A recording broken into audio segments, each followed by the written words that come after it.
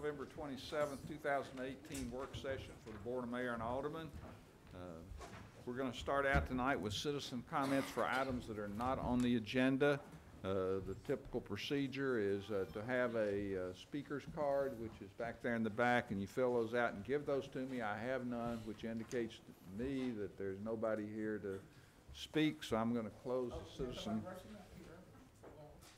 Come on up and we'll give you a little leeway tonight. Is it on an item that is not on the agenda? I believe it's on the agenda. We don't. You can come up when that is. Come up when that comes up. We'll call you, let's see, that would be item number 7 and 8. Okay, this is for citizen comments for items not on the agenda. We're not going to take any more then, and we'll move to item 1, which is a presentation of the silver certification from LEED for Cities, Leadership in Environmental Design. So we welcome Andrew Orr and let him do the introductions and do his presentation. Okay, thank you, Mr. Mayor.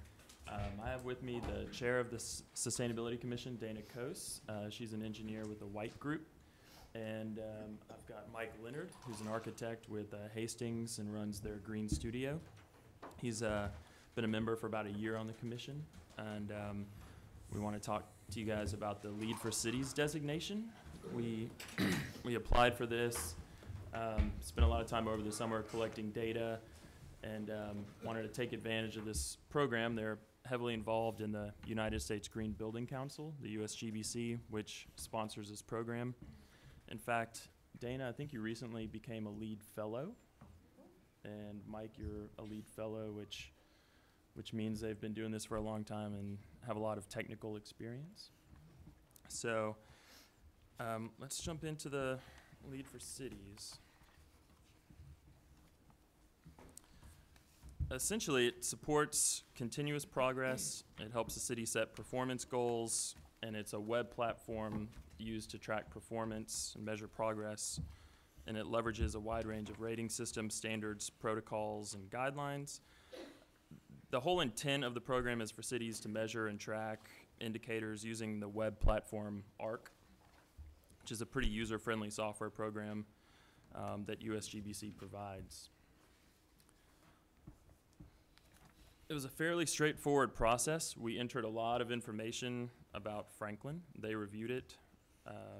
They had questions, we had questions. We entered more information, and then we essentially received the silver designation.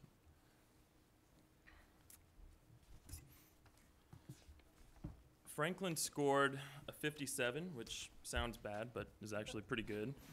It's three points away from the gold level. Ooh, that's what helps. So we're on the higher end of silver. There were 5 categories: energy, water, waste, transportation, and human experience. And we'll spend a few minutes going into each one of those. For energy, this was the category that was weighted the heaviest. It was out of 33 points, so about a third of the points could be achieved through the energy category. Franklin received 11 out of, again, 33. We used electricity consumption data provided from Middle Tennessee Electric. We used natural gas consumption provided by Atmos Energy. It took into account vehicle miles traveled. So we took all that data, and I essentially gave it to Dana, and then she entered it into one of her equations, and then it gave us a figure that we could enter in. 11, it seems low, but it's actually a big improvement from where we were 10 years ago. The big difference being TVA's shift away from coal. 10 years ago, almost 60% of all the energy produced in the Tennessee Valley was used from burning coal. Now it's only about a quarter, so it's been a pretty steep decline. Natural gas, energy efficiency, and renewables have made up the difference. Water, we scored a 9 out of 15, so it's pretty good. They essentially wanted to know, on average, how many gallons are used per day by each person, gallons per day per person. We used United States Geologic Society, USGS, countywide data, so it's not super precise. There are 4 different water utility districts providing service in Franklin. So this is an area we were hoping to get more precise data in the future. The waste score, we got an 8 out of 8, so that's pretty good. The recycling, the compost, and the BOPA efforts help with that. And it may be a little bit deceiving because we only used the data that we had access to, and that was all the waste that comes through our waste station. If we have an Achilles heel, it's probably this one, transportation. We got a 0 out of 14 in this category. And this category was measured using miles per day, so the average number of miles a person drives each day. We discussed this one in particular with the USGBC and how they calculate it and the guidance that they provided. And I think if we calculate it a little differently, we might get a little bit better score, so that's something we're going to work towards. And we should see some improvement by just using a different calculation methodology. But as we all know, transportation's a challenge here. Human experience is definitely our bread and butter. Out of 20 points, we got all 20, so 20 out of 20. We maxed it out, and it takes into account public safety, education obtainment, air quality, unemployment rate, household income, other factors. So we did well in this category, no surprise there. And then there's also an allowance for base points, which essentially is like the extra credit. If you've done these things, you can pick up some extra points. If you have plans in place for all the things listed, you can pick up points. So we got 9 out of 10. And it's not necessarily that the city of Franklin has a plan for everything, but community-wide, when you take a look at what other organizations are doing, the county, Franklin Housing Authority, GraceWorks, you kind of combine all that and put it together. Our community scored well there.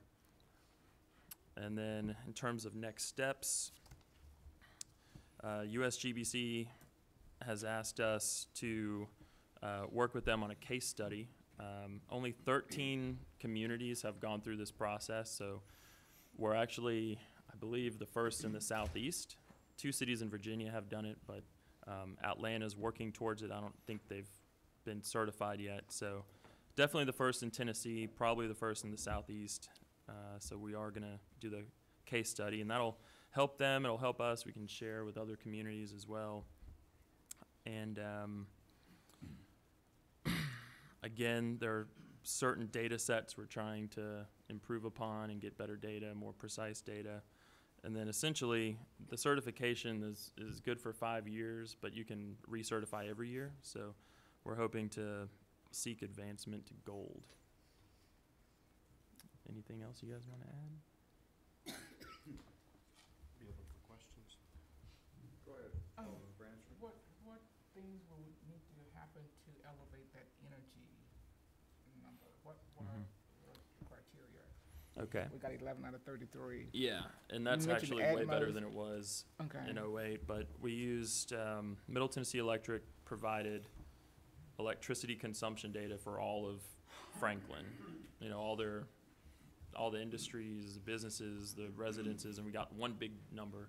And then we estimated the vehicle miles traveled from TDOT data, and then we used the Atmos natural gas consumption. And Atmos provided natural gas consumption to us 10 years ago as well, and it was actually a little bit lower, even though they've added customers, but the total amount used is actually a little lower.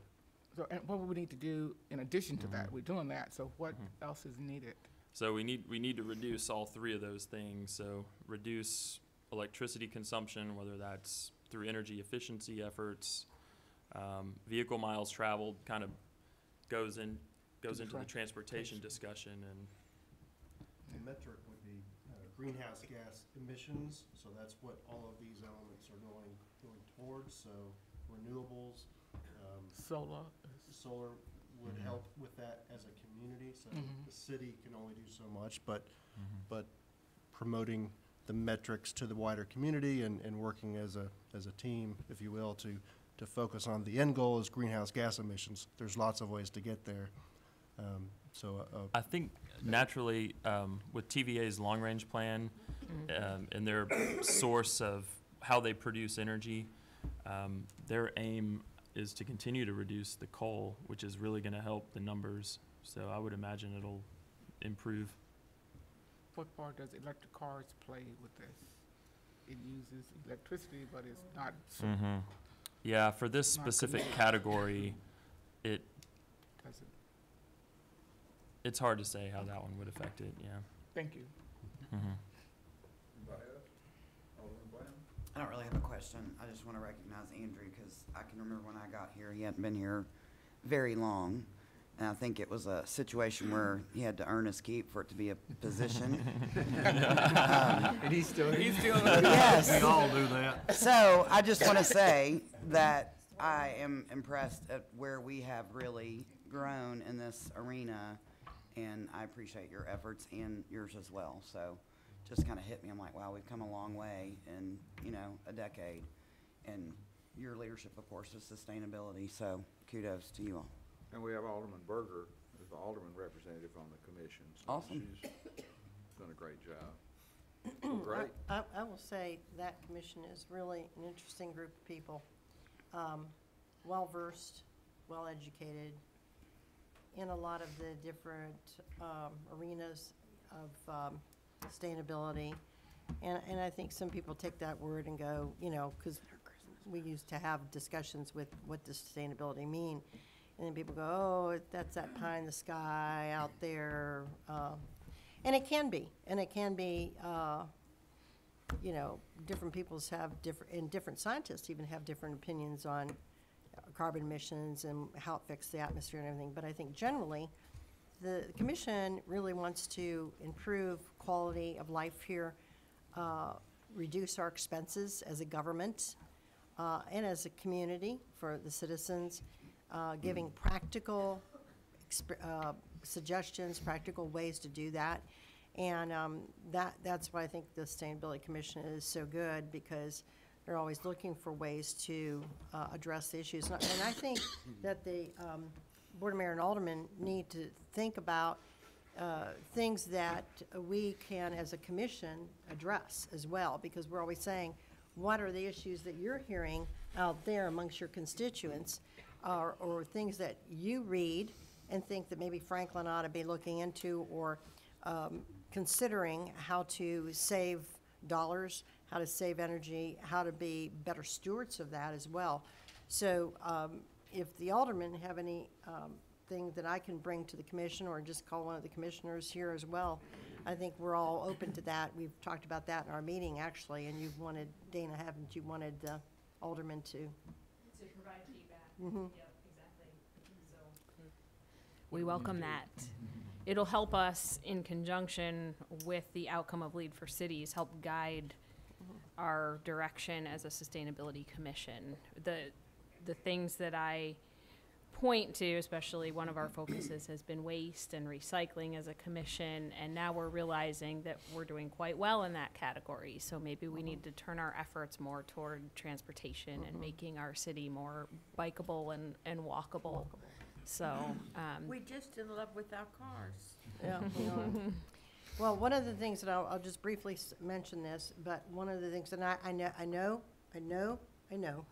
that Nashville has sort of done this wrong with their scooters, because they're using them and then people just drop them anywhere. We seriously do need to look into some mobile transportation in the Cool Springs area, because a lot of businesses and a lot of corporations there, people need to get out for lunch, or they need to get out, and they're constantly having to go to their cars. And we're talking about maybe looking into and trying to seriously look at a circulator for Cool Springs. But until we do, there are things like scooters, there are things like bicycles, there are things that could be provided for that area. And the Sustainability Commission in this next year, I want us to be looking into that. We've talked about it But we could do it right, rather people are not gonna drop them on the sidewalk. Because we have a lot of companies out there that can provide the spaces to put them, and then if you drive it or scoot over to a restaurant, and then you come back. But those things can be done right. Just because someone's doing it and they're doing it wrong doesn't mean we have to follow in that kind of footsteps. So I just wanted to put that out there because I think that's one of the things we want to look into for Cool Springs. All right, we need to move on. We've got a big agenda. Thank you very Thank you much. all. Thank Thanks you. for all your Thank you. work. Next Thanks. is liquor license renewal for Red Dog Wine and Spirits. Any questions? Seeing none, we'll go on to item 3, which is a special event permit for the Pilgrimage Music and Cultural Festival at the Park at Harlansdale Farm, be held September the 20th through the 22nd, 2019.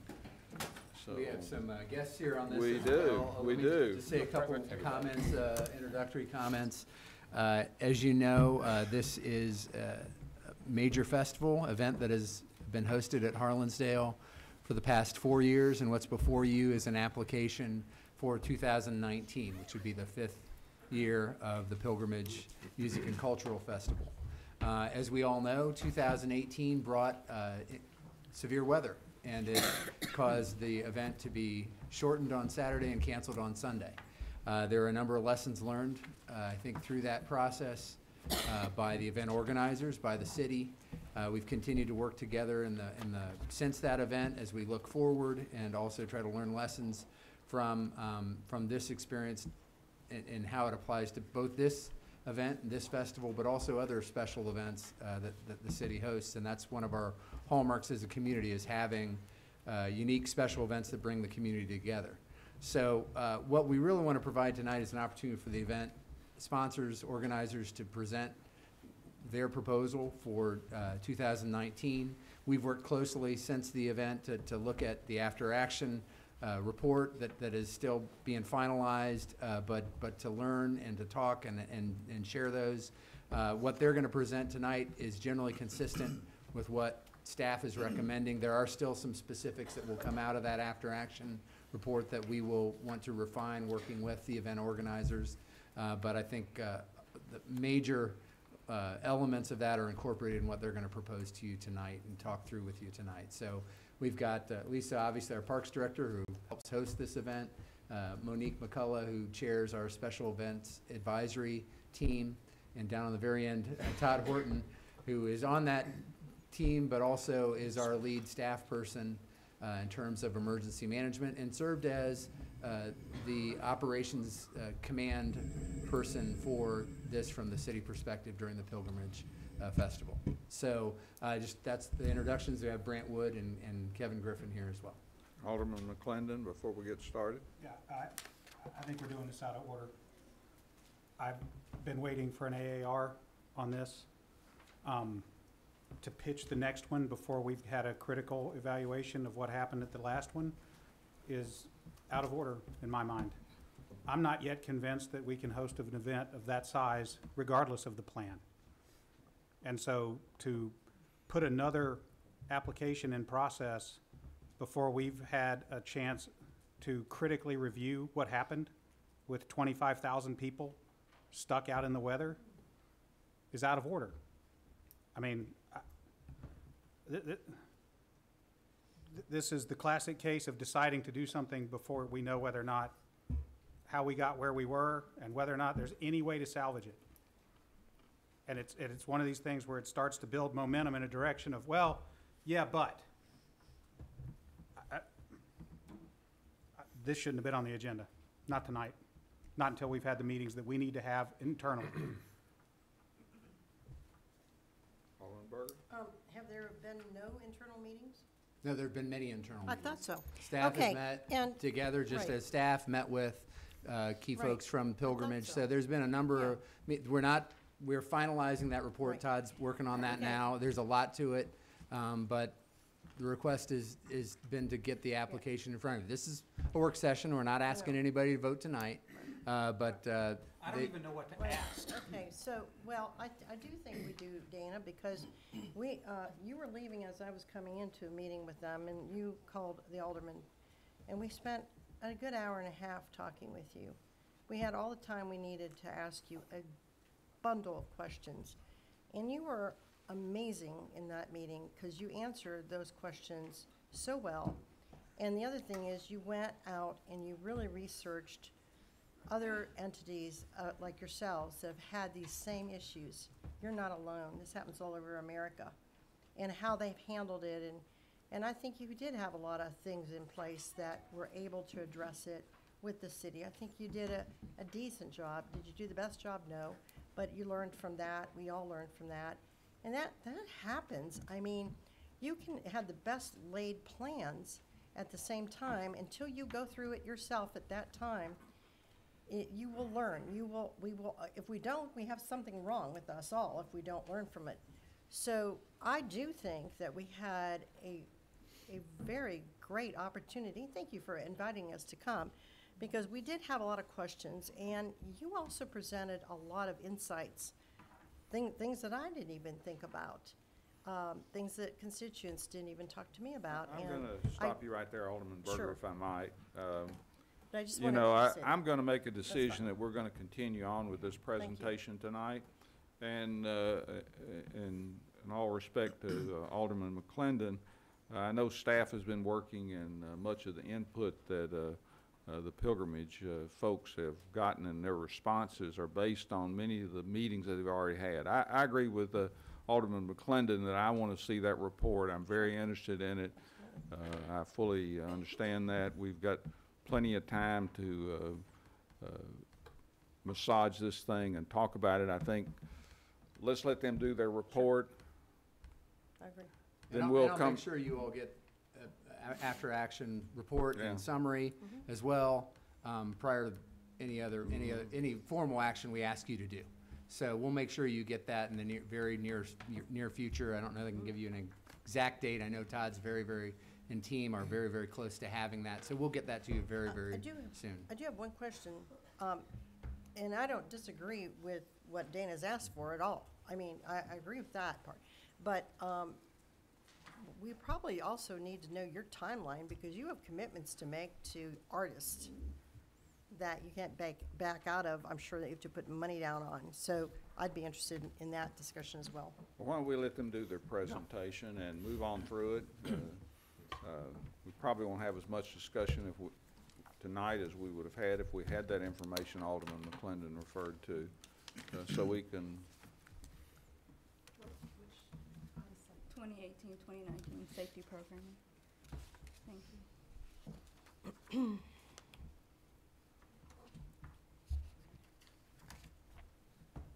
Sure. Go ahead, Brad. Thank you very much. Kevin, take it away.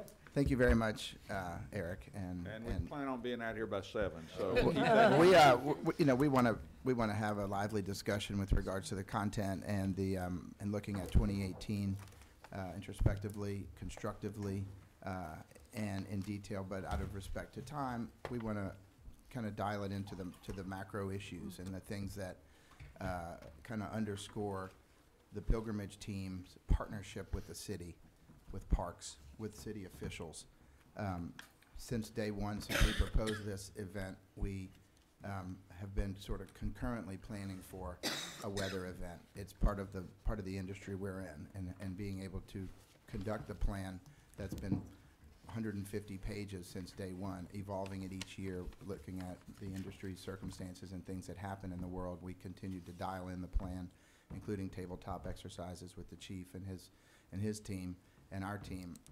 And so, always drilling and always preparing is sort of the first thing that I want you guys to know, and to reaffirm that our commitment to public safety is job one, numero uno. That's what our focus is, and when we need to go into that mode, all else goes on as secondary. In this case, we did start the event knowing that there was weather in the area. And very often weather goes by and it misses the radius in which we go into our code systems. In this case, we had weather in the area going around us until the 4 o'clock hour, in which we were looking at some weather that looked like it was coming right for us. So we gathered in our command center and we began to observe the weather continued to come our way. We called a code yellow and it was 20 miles out. That's when we sort of are on notice. We put all of our staff on notice. Then at 12 miles out, we decided to call it simply because it was imminent, and we wanted to give the patrons an even drier exit because we were prepared for the evacuation. Our off-site shelters were prepared, and we conducted a safe evacuation of 22,000 people. And we could do it better. There was communication opportunities for improvement that we learned about and that we've since visited about. There was you know, everything from leaving chairs and things that people wanted to pick up to clearing the site in an effective way that would not leave pockets of people in certain tent areas. When rain started coming down, it was difficult to get those people to see the wisdom of leaving, even though they were in a dry structure. Some of those things were carefully observed, have been looked at since then as opportunities to improve the way we evacuate, the method in which we deal with vehicular and pedestrian traffic, putting some bike rack across the street so that people are channeled into the factory so that cars in the south lot can take a right and exit down Franklin Road without having to wait. Certain cars wanted to leave. That's a challenge that we fixed in year 3 when pedestrians crossed the road after Justin Timberlake. We fixed that on Sunday, and that showed that our plan works, that we're sort of we're a constructive sort of learning organization. And in this case, the idea of holding people, sheltering in place, performs a dual role of keeping pedestrians safe, filtering cars. We don't want that mixing on the street. We also want to let them back in if they, you know, if the weather passes. Very often in festival evacuations, Excuse me, Kevin and Brandon, I have. Are you going to go through your presentation at all? Yes. I think we need to go with the presentation. Sure. I've taken some liberty. I've had a request not to even have you present. Sure. I'd rather you go ahead and start the Yes, sir. presentation and move through it rather quickly, and we'll have you back at another time. Yeah, absolutely, of course. Yeah, I'll present, absolutely. Okay, so this presentation, and thank you, Mayor.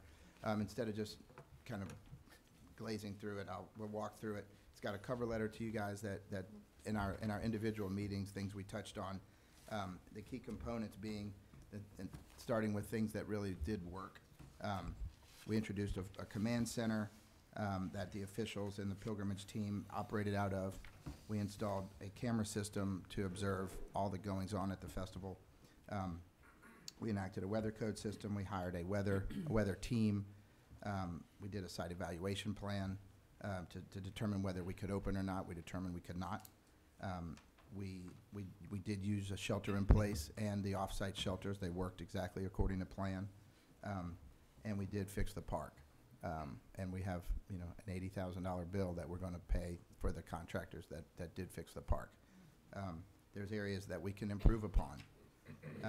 The communication I mentioned, the way that we evacuated and some of the pockets of people that were left, creating a public address system at key areas so that we can continue to communicate with the patrons if cellular and Wi-Fi system doesn't work for us. Carefully dialing in pedestrian and vehicular egress. That was something that we can do better. And then personal belongings on site. It seems like a small thing, but it took a while to get those back in the patrons' hands. So you have in front of you a 22-page deck that we call the safety deck. Does everybody have one? And I don't want to repeat what I mentioned, but we basically have listed here on the first page what we did in advance to be a safe organization and conduct a safe event. And one of the things we did was put 20 walk-through metal detectors in. We did emergency blowout gates. We did build a command center. We built a camera system. These were all 2018 improvements just to be on top of our safety planning.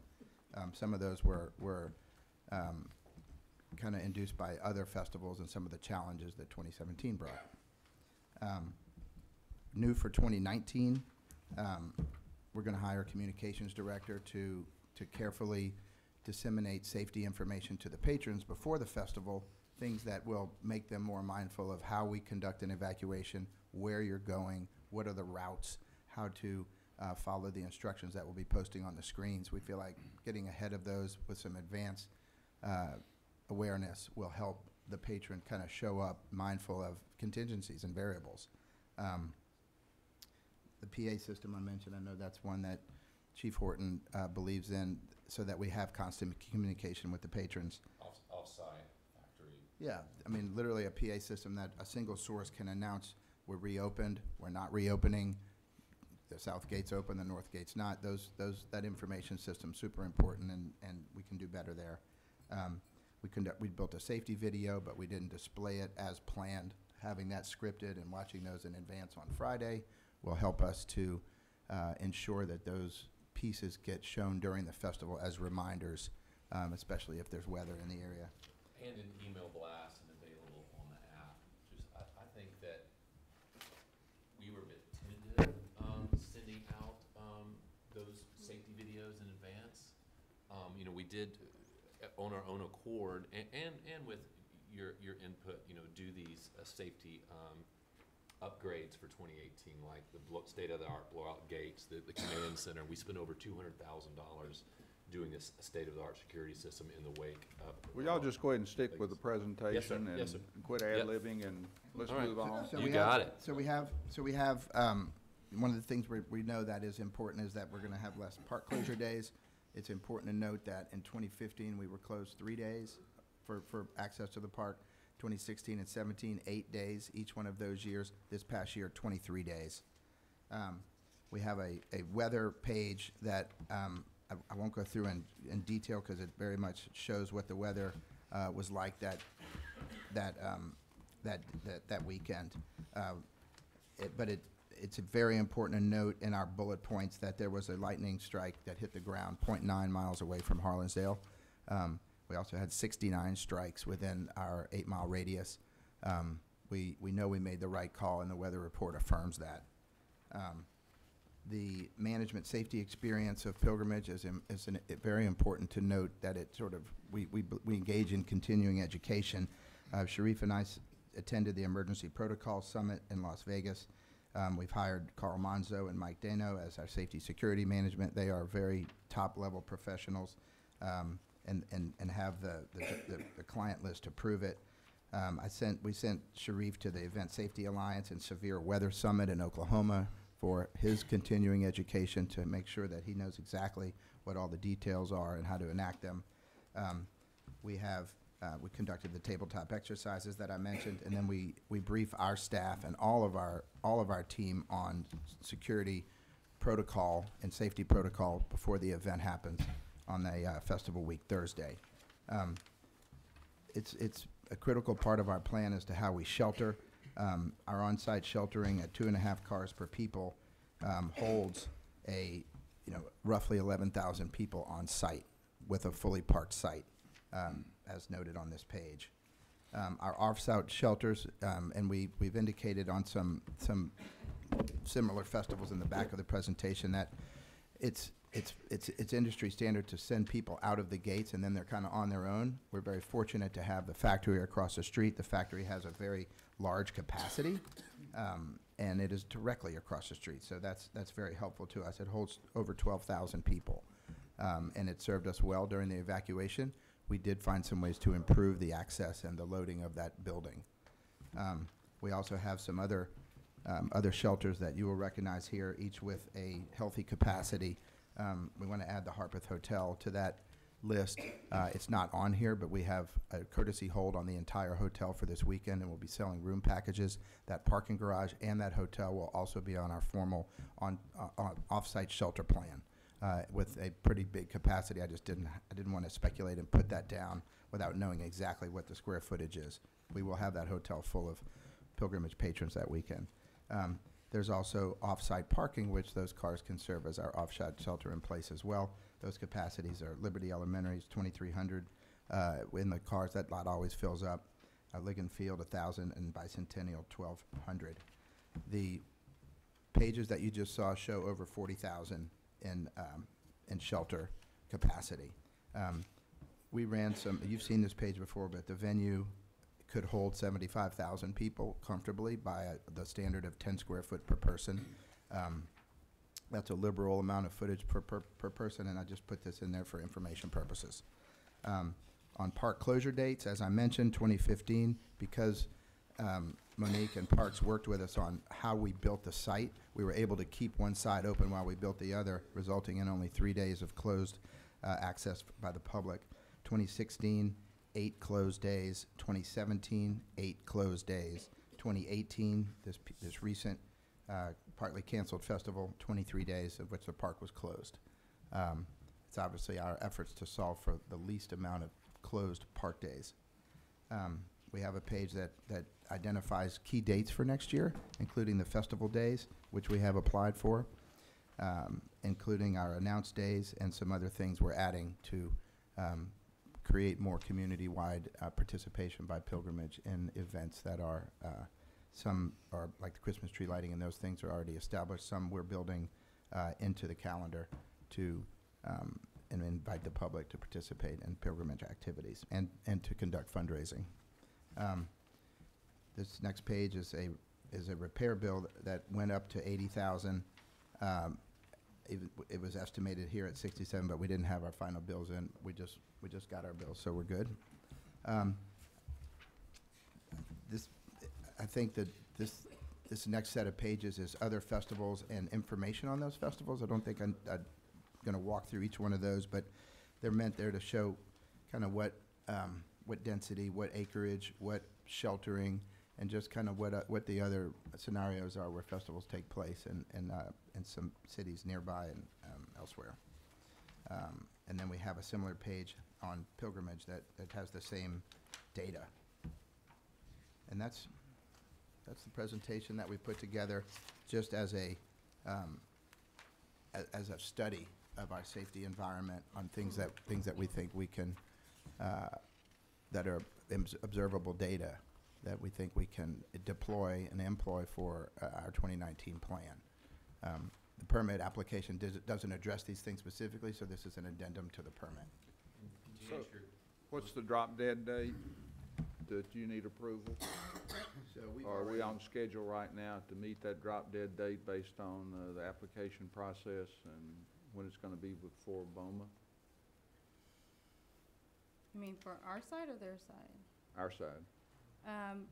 I think we are. We should have the after-action report probably within another week or so, and we'll get that out to you guys, and we'll share it with them and go over some numbers and some details and some specifics that we hopefully will have for you before you do the vote. I'm not sure we will be ready for the December 11th meeting for you to vote on it, but I don't know how that date works So it for may be y'all. January before we vote on it then. Okay. I think with regards to pilgrimage, the nature of the festivals, we've confirmed bans as long ago as June and July for 2019.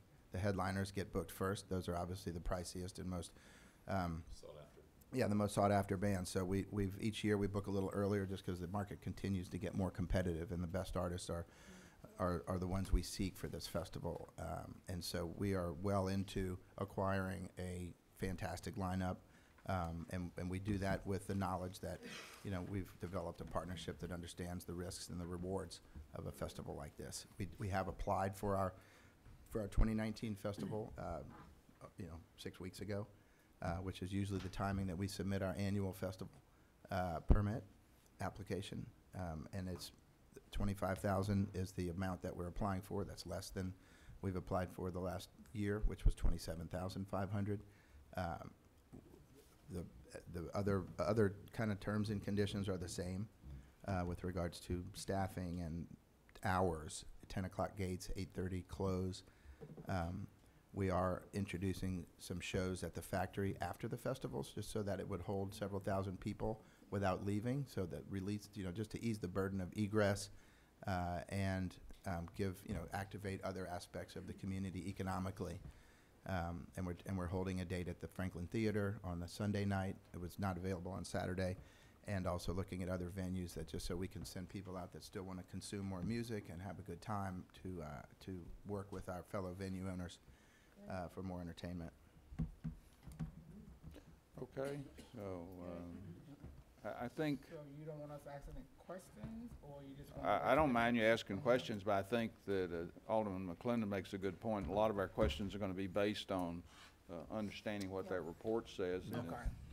and I don't know whether, knowing Todd Horton, Chief Horton, it'll be a lot of read. That's a compliment. So I don't know if we need even a time to have that presentation, if you wanted to hear that. because this is a pretty significant event in our city, and we want to make sure we give plenty of attention to it. So,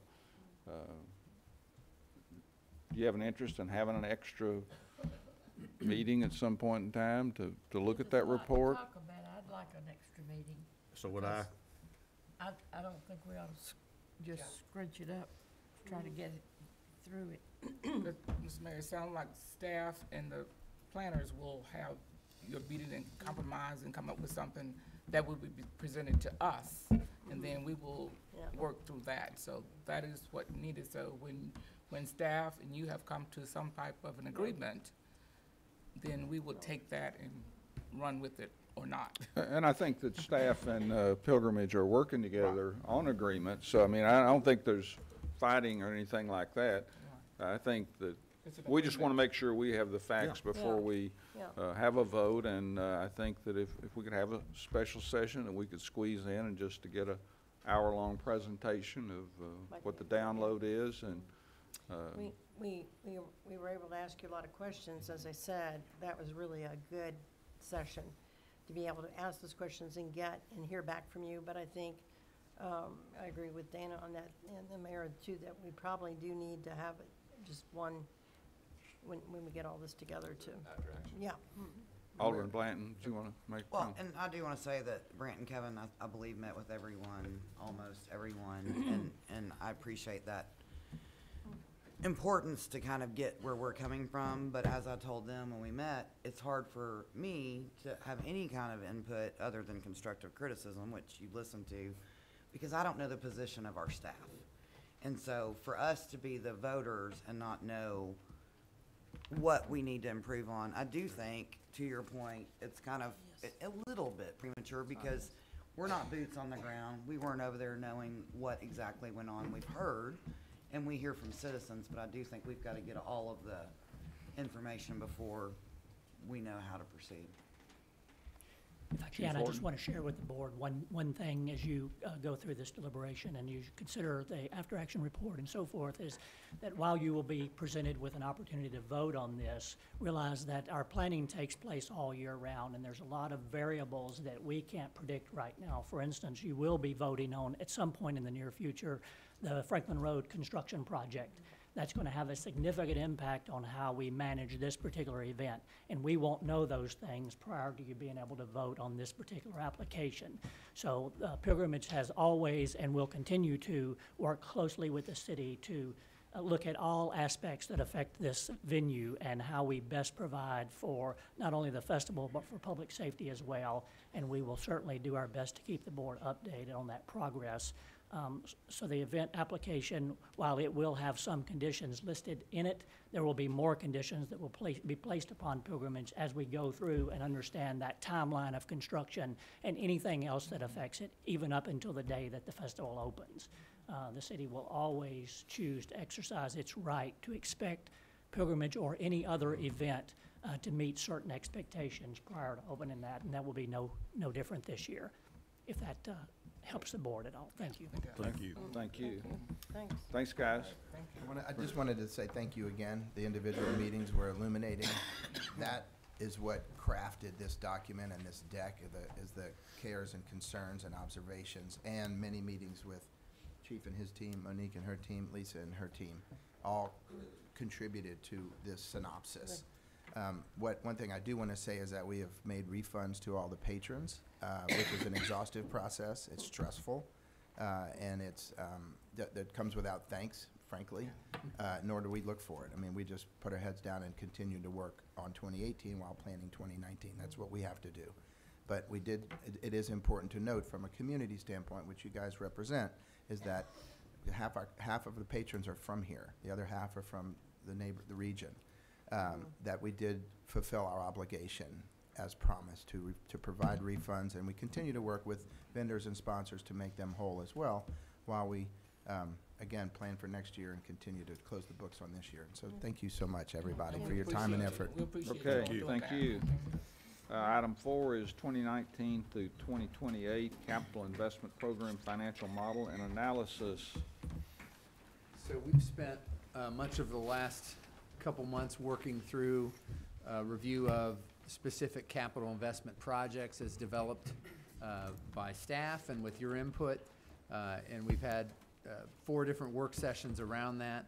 We're now ready to move into the next phase of that process, if you will. And specifically, what we want to walk through is the financial capacity modeling that we've done to this point, and where that puts us as we look to move towards doing prioritization and doing a next tier, if you will, of capital investment projects. So we'd like to walk through that with you tonight. There's a more detailed report, and we have a presentation that covers the key points from that analysis.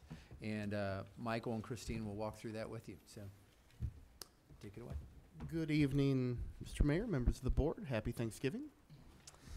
Tonight, we will go through sort of a high-level overview, and then we'll dive just a little into the detail. You do have a 19-page detailed summary at your places, also online on Granicus, as well as a more summary PowerPoint, which we'll walk through.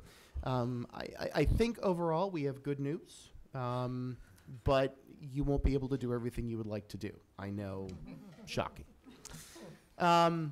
First of all, we have built this model in order to determine answers to 2 questions. Number 1, what is the available amount of resources you have from all possible funds which can be spent on capital for the next 10 years?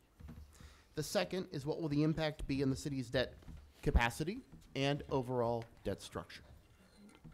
This model has 2 main sections. The second section actually is listed first. That's pages 11 through 19 of your detailed packet, and that provides 10-year financial analysis for each fund, detailing annually what the amount of available resources we project will be per fund.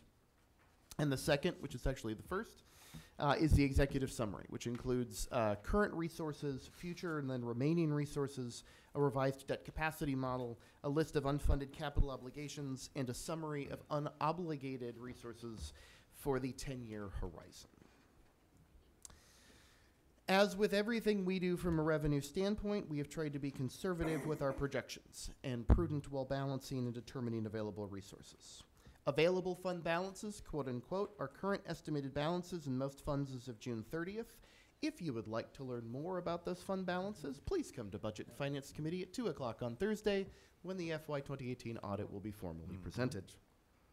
There is one major difference of note compared to everything we've reviewed with you to this point in the CIP, and that is we have pulled water and sewer out of this conversation. There were about $35 million worth of water and sewer projects. We have not included water and sewer funding in this model as it stands now. That is because those $35 million will be built into and covered under rate-funded capital. So therefore, to keep it as clean as possible, we've pulled that out. And we have a reconciliation at the end of this presentation. On page 5 of your detailed packet, you will see the big number, which is that we project over the next 10 years, you'll have $164.1 million in cash. That is detailed on this slide. The largest portion of this will come from the general fund, nearly 36%, and almost $60 million. We have a footnote several times actually in the packet and detailed on this slide. And I want to walk you through what each of those components are that make up that $60 million. The first is the existing balance of what we've dubbed the capital funding account. That balance of the general fund balance, which is over 45%. The second is the amount of dollars coming from the 7 cents of the Invest Franklin initiative. And then the 2 new ones are 50% of anticipated collections from the local sales tax, which was voted in February of 2018, currently going towards Williamson County Schools. If you all recall, and I think we all do, that's a 3-year arrangement. That will be coming back, the city's portion, to us in late 2021. We have programmed it in this model beginning fiscal 2022. Again, only 50%, however, of that amount is programmed into this model for capital. We'll explain that a little bit further in a second. And we have programmed 50% of property tax dollars, which we estimate will be coming to the city in fiscal 2024 when the TIF district is paid off in Cool Springs. Just a question. Yes, Is ma'am. Is that our real belief on that date? Because, you know, we had thought it was gonna come earlier than sooner. anticipated.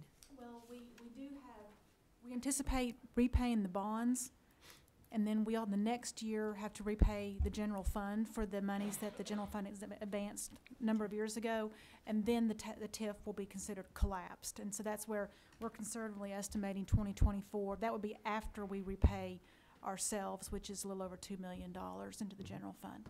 Which you could earmark for projects like this. So you likely will have some resources as a result of the TIF a little sooner than this model shows, That's but what I was we're wondering. being conservative. Fine. And as Michael referenced, on both of those sources, we're only allocating half of it to capital projects. The other half, we're just sort of holding, thinking that we're gonna have some needs in the operating side of our budgets, that those sales tax and property tax dollars will be needed for. you So, say so, operations yeah, we would just be- split it half and half between capital projects and operations. That's wrong, thank you. Other large components of the 10-year forecast include nearly $28 million in city facilities collections, $26 million in hotel motel collections, $17 million in lieu of parkland dedication funds, and $14 million apiece in both road impact and county facilities. I just want to note real quick on Yeah, that, but there's on the- several. especially on road impact. Yeah. We assume no real road impact additional dollars through that 10-year. That year one, we assume a little bit just knowing what we know in FY19, but the rest of it, we've really just assumed no net benefit. That means what we're going to generate is going to cover the existing debt service obligations and road impact. Recent years, we've done far better than that, but we've not assumed anything, just so you know, because we've got existing debt obligations in road impact that we're just assuming that we'll use what we need, and those will cover each other. We may well do better, but we didn't want to program that. And it's important to note that on all funds, that the numbers that are presented are the net numbers available for capital. So after all conceivable obligations that we know of from an operating standpoint or from a debt service standpoint or an offset standpoint are accounted for, this is a reasonable amount left over to go spend on projects. So we're expecting the general fund $6 million a year? Roughly. Not all at once. That's No, I detailed said, on per year, page, per year. I think, 12 of the detailed packet. But yeah, on average per year. So although we forecast $164 million in cash, this amount is significantly less than the nearly $675 million in net general government capital requests over the next 10 years. We have taken this into account and revised the debt capacity analysis as follows. Number one, we have taken into account all of the principal which is scheduled to mature. In other words, debt that we pay off, which theoretically frees up additional capacity in the next 10 years. Number two, we assume issuing bonds for 20 years in duration at level principal payments at an interest rate of 4.5%. As we will tell you throughout all of our modeling, we are conservative. That is a conservative interest number. We are a double AAA in terms of the fact that our state's AAA and we're AAA. We usually get lower interest rates, but again, we're being conservative with this forecast as markets continue to change. Third, as mentioned, the analysis is predicated on using monies generated from the 0.5% sales tax and the expiration of the TIF district. And finally, we attempted to balance the amount of overall debt that we would issue and the available amount of cash in around a 50-50 ratio. This chart shows you, and it's on page 8 or 7 of your detailed packets, shows you the current debt curve for the city of Franklin through 2037. We have 20 years worth of bonds left to pay off. They expire in 2037. We are relatively loaded in the next 10 years, but this shows you, just for your reference, what that looks like. Question, what about the things that we're not currently paying principal and interest on? When do they kick in? Well, we have a 2007 issue a $20 million 2007 issue that begins paying principal in '25, which is after we have our maximum annual debt service is 2024, you'll notice, which that coincides with the estimates for the collapse of the TIF. And then 2025, we pick up an '07 bond issue. And as you can see, we start stair-stepping once we get a little farther, out there. So there are some debt structures in these next few years that we have acknowledged we have to work through. But as we have in the last few years been doing the 20-year level debt service, it's going to eventually level out. But we do have to get through that spike in '24. But that we had not always done that, and that's what you're talking. That's what you and I are talking about. Yes, ma'am. There were some times whenever structures. we just did and then put off a bunch of it for. Okay. Thank you.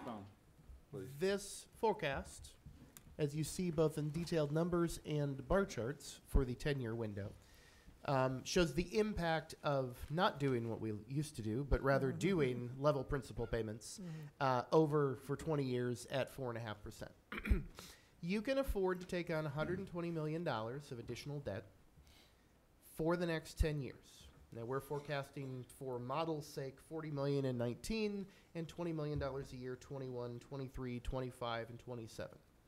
One thing I'll note for you as we close is that you do have the capacity to take on more should you wish. But for the purposes of this modeling at this stage, we've tried to, again, balance the overall debt we issue and the amount of cash at about a 50-50 ratio. This would take our annual debt service to a high of $21 million in FY 2024, and then average it around $20 million going out. As we will show, however, and I'll make the point, it's also detailed on page 6 of your detailed packet, given the amount of cash resources you have currently today, which is around $13 million, all of the ins and outs of layering new debt, as you see on the top part of this screen, and then taking away what we retire, you've got the ability to really leave your cash position from the general standpoint unchanged. You're still going to have between $12 and $13 million of general fund cash available because of the new revenue sources that are coming on, which would allow you to take on $120 million worth of debt to fund additional projects. That ratio is shown on this slide. This is detailed on page 8 of your packets, and it shows that we couldn't quite get to 50%, but we could get to 51.49, so debt has won this election. But pay-as-you-go cash. Hey, we're talking about debt and finance. Come on. Pay-as-you-go cash would be about 12.8. Yeah, I know. Well, I have a cold. My timing's off. Cash and debt, by the pay-as-you-go cash at the end of the 10-year horizon would be, like I said, around $12.8 million. The debt service that we'd issue would be $120 million. The remaining cash balances would not change. What we have tried to do, and Eric has mentioned many times, is all of the other project development-oriented funds that generate resources, city facilities, county facilities, road impact, parkland dedication, those are not being used to service debt. Those are being used as cash sources. And that's the intent of this. If we're going to issue additional debt, we're trying to fund it fully from the general fund. And this time through a mixture of property and sales tax resources. Still, generally the most reliable and most stable source is your property tax, which means that if the majority is coming from that, which it still would be, it's able to handle economic fluctuations easier than sales tax would. So I've told you the good news. We can forecast around $237 million worth of resources. But there's a few obligations that we've already made that we haven't fully funded. Those are detailed on this screen, and they total almost $95 million.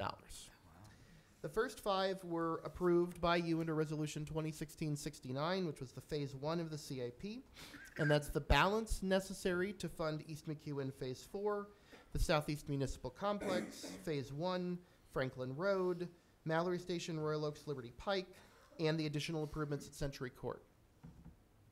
Additional projects which we've obligated to participate in include East McEwen Phase 5, Harlansdale Trail, and Long Lane Old Paytonsville Road connector. It's important to note, we can't tell you exactly when those bottom three will happen, but they're highly likely to happen in the 10-year horizon, which is why when doing this type of planning, you need to reserve or at least be mindful of the fact that you're going to need to dedicate those resources within the next 10 years. So they're an offset against that $237 million.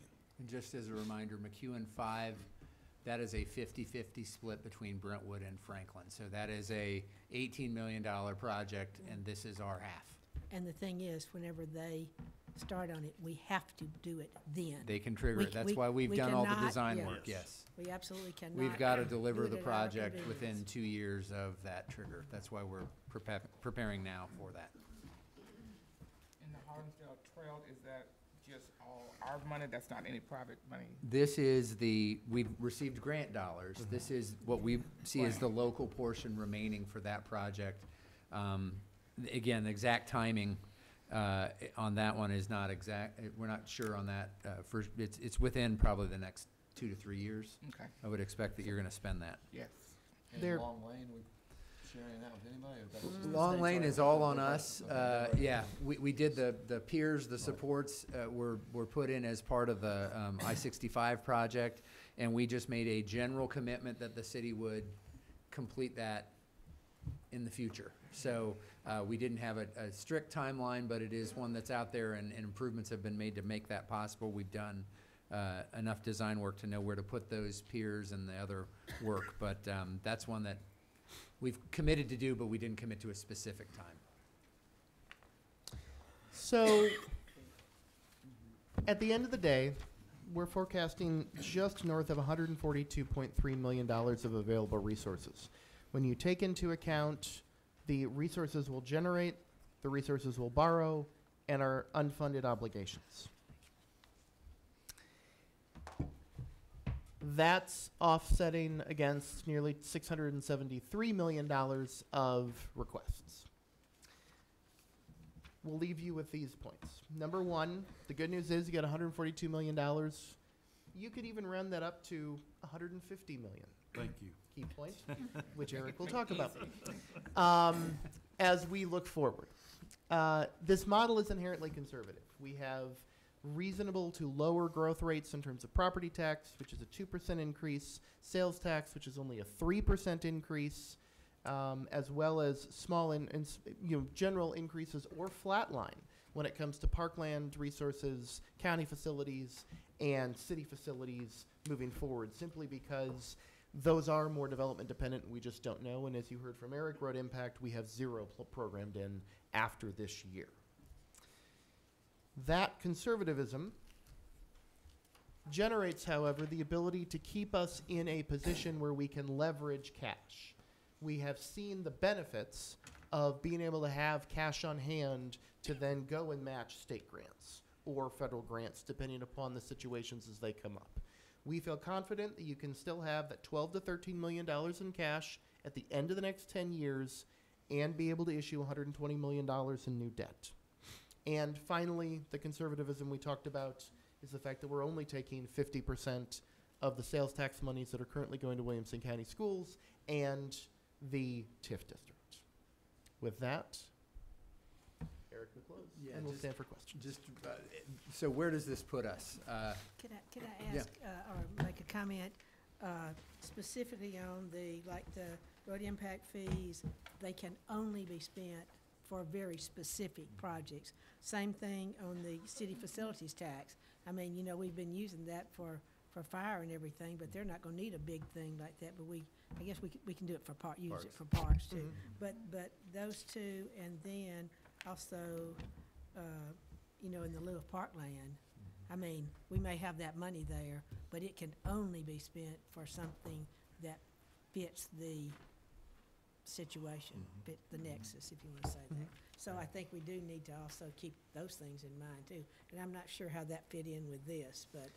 This version, it did, but it mentioned didn't, it, but in that because we don't have prioritized projects to know exactly what then to target and to give you funding solutions, this was just to kind of say, we've given you all the projects, Now we've given you all the available funding.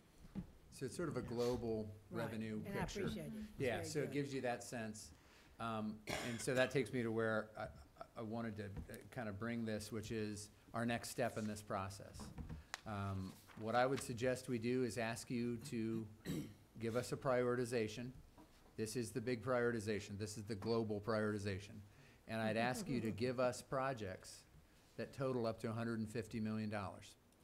So I'll take your direction on how you want to phase that in or when you want to do that.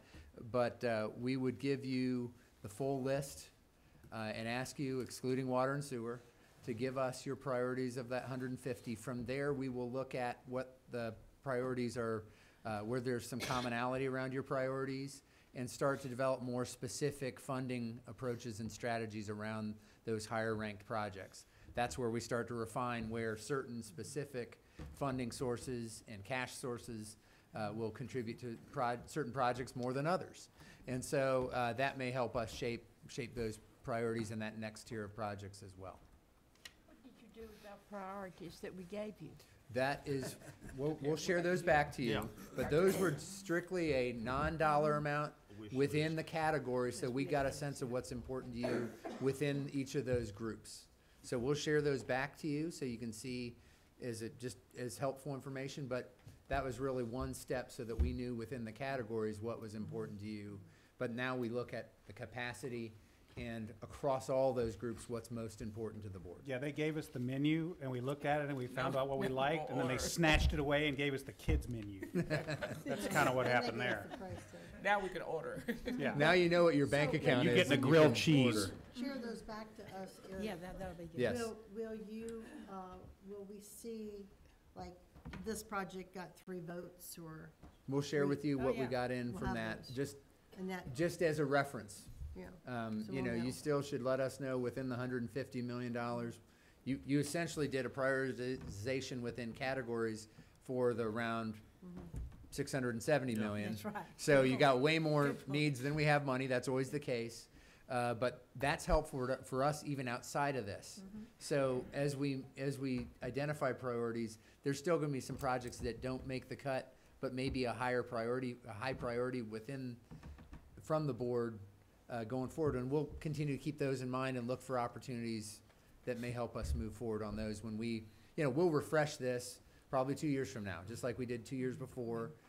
We have significantly more capacity than we projected 2 years ago when we did this, but that's the same conservative nature of how we look at what available resources are. We want to give you a baseline that we are relatively certain that we will have available to deliver projects.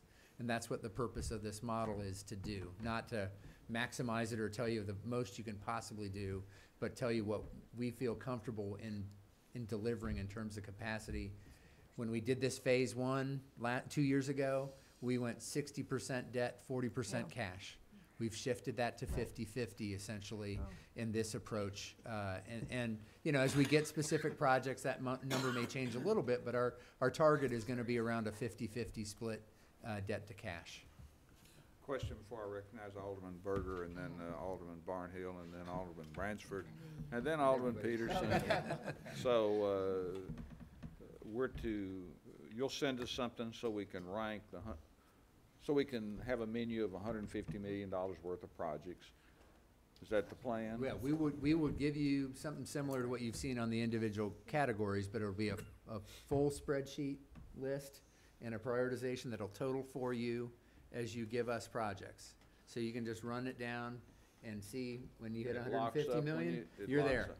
So Is this gonna have to be done before Christmas? that's up to Let's you do to it tell next us week. how you want to do it. Watch it. Tell us how you want to do It it. don't take long to spend 150 million. That's not a problem at all. So I think that's going to be a board determination, Tell us how you want to do that. how you want to do that. I mean, Let's see, I recognize Alderman Berger first, so you can include that in your question or answer or response. Yeah, and I wanted to know too, like we shared before, could the alderman, not just ward alderman, but every alderman, the ward alderman representing the 4 wards, we know our ward specifically, and I would like to hear from them and the other aldermen too, if they have other projects in that they see citywide, that they think to them personally, as they know it, working with constituents and working with the city departments is extremely important. Could we send those to you and then you share that with all of us? We can do that. I mean, that's going to be part of the priorities that you put forward, and you can have a discussion around the priorities that each of you submit, too. 'Cause I mean, if that's we part of list how that them- process will work. If we get down and we're on our computer and we're listing all these things, and then we send in our priorities, but before we do that, I want to make sure that we're hearing from everybody to say, okay, now, since we've gone through this whole process, what do we see individually as aldermen that, like, I would say, how many are we gonna rank? 10? How many? Whatever gets you to 150. Whatever gets to Well, 150. whatever it gets us. That could be 5 projects. Yeah, it could that be 2, 50 projects. 3. Okay, whatever. So I was just wondering if we could share You're out of those. order down there, Alderman McClendon. You know, our top 3 or something that way, which I think, you know, even price-wise, if it's lower or higher, whatever we feel is what we think is the most important because of economic development, safety, whatever. You know, when Paul sits here and ranks these things for us, and they come up, they're looking at economic development, they're looking at schools, looking at safety, they're looking at all those issues to help us compile our CIP. And so I would be very interested to see what each individual alderman sees. If we had those specific items listed from Paul, again, how they rank all that. So when we're looking at these, we also consider those. Because there might be a very worthy project, but at the same time, there might be one over here that's also worthy, but it's a huge safety issue with this project. Or this is a huge issue with moving traffic. You know, maybe the bridge over Long Lane. My bridge on. Moving traffic across 65 or something of that nature. And it's important for future of moving our traffic, and so some of those may rank higher with individual aldermen because they see that need, and we all may see that, but. And you may see that whenever you see what Margaret listed when she turns her list in. True. I think you will see that. Yeah, I think that's true. We'll see that. That's I've right. got all, Let's go are back you for a done, second. Alderman Yeah, Burke? I'm fine. Yeah, Well, first you off, got 45 minutes, so I'm gonna. that's no problem. They start won't take me squeezing you 45 pretty minutes. hard. Two things for this, and I think you've already said that that's what'll happen. I only want to see the city's portion of the cost of the project. Oh, thank you. I only want to see that. That's that. And the second thing is, you know, I mean, when I look at a project, I look at it citywide. So that's a done deal for me. And I don't know what Margaret wants to prioritize on hers. That's mine. When I look at it, the city, there's 80,000 people that are there that are asking me, I believe, to rank the project and put it in its order. And that's how I focus on that, so. I don't just look at my ward. Huh? I don't just look at my ward. I know you don't. Citywide. Yeah, that's what I'm not saying. I didn't say you didn't just look at your ward, I I'm know, just but saying. A lot of people think that. Well, no, I don't. All right, are you done, Alderman Barnett? I'm done. Alderman Okay. Bransford? Now, this 94.7, will they show up on that list that we're gonna get? I would ask, the 3 below the line, you still need to prioritize. Okay. Because we think they're gonna happen in the 10-year window. We've carved out some capacity, but in terms of thinking about timing and what's important to you, I would still incorporate those 3. Yeah.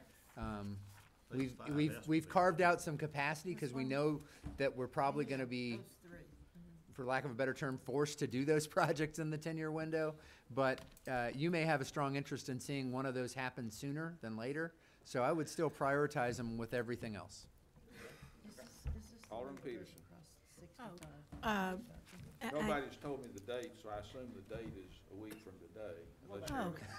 gonna tell me. Well, now, okay, when are we going to get the stuff where we find out what the top We can get you priorities this- at this point? Yeah, we can get is? you the spreadsheets and all that information probably within a week, easily. I mean, the spreadsheet Yeah, it's I there. still have a couple of folks I haven't gotten some rankings on, so I'll send that out to you tonight or tomorrow, of things we're missing.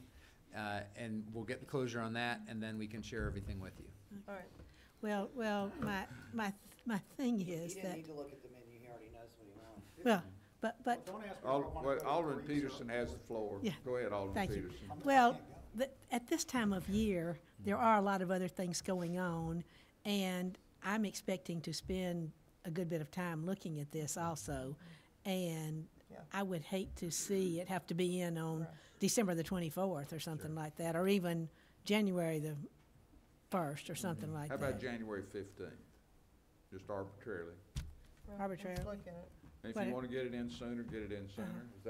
Will that work? Whatever you all want to do. But I do like the idea of getting the stuff out, or not necessarily next week, but whenever Right. you can do that, because that will help us, sometimes see what other people are thinking. Third Tuesday. It's the third Tuesday. Yeah. Okay.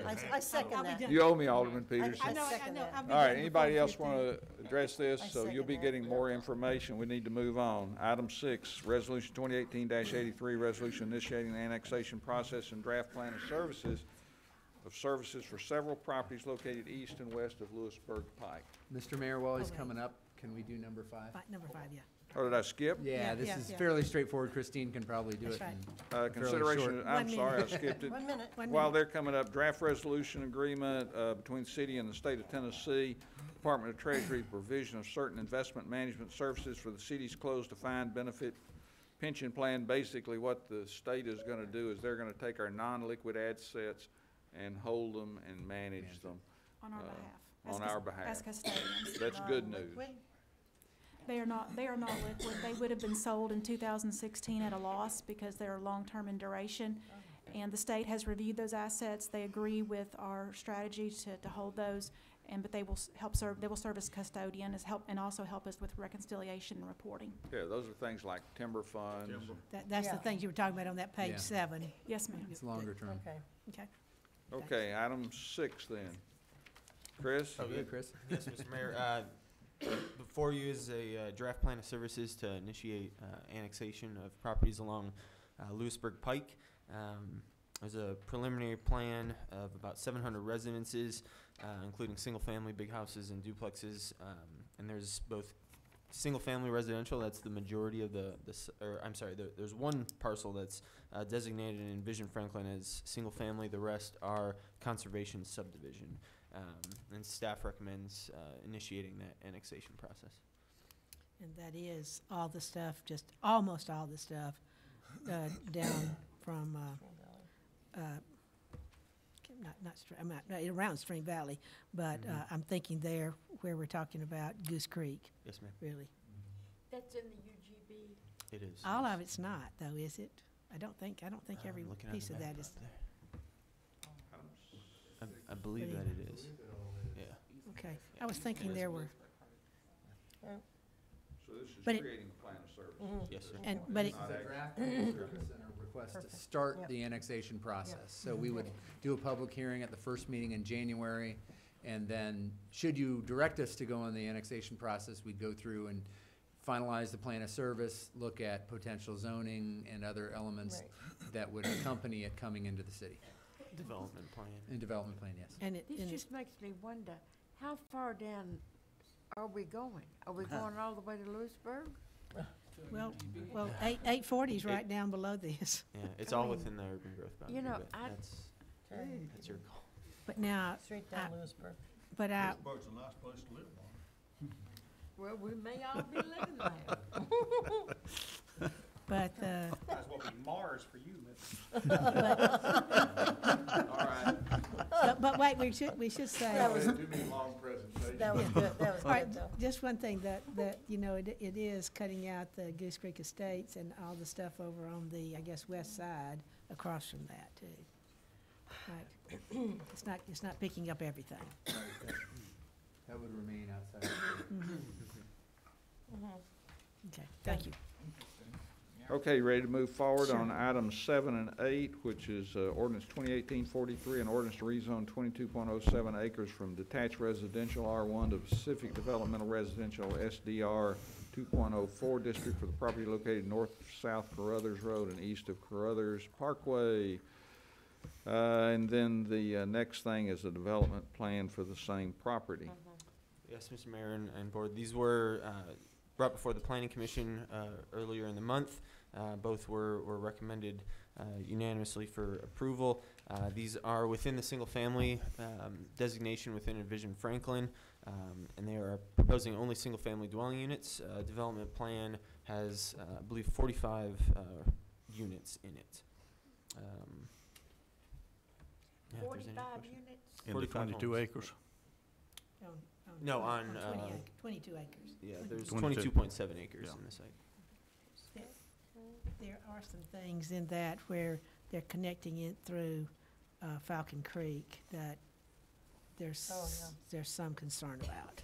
I'll put it that way. I was not at that meeting, but I Sure. had heard that. I mean, within the zoning ordinance, those are extensions that are consistent with what's required in the zoning ordinance. So those streets are stubbed to the end of the property line, and the developer would be expected to bring those through.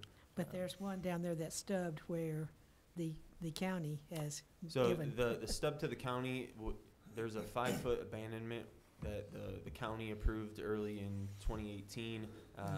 We would not be able to extend that road into Cross Creek. Cross Creek.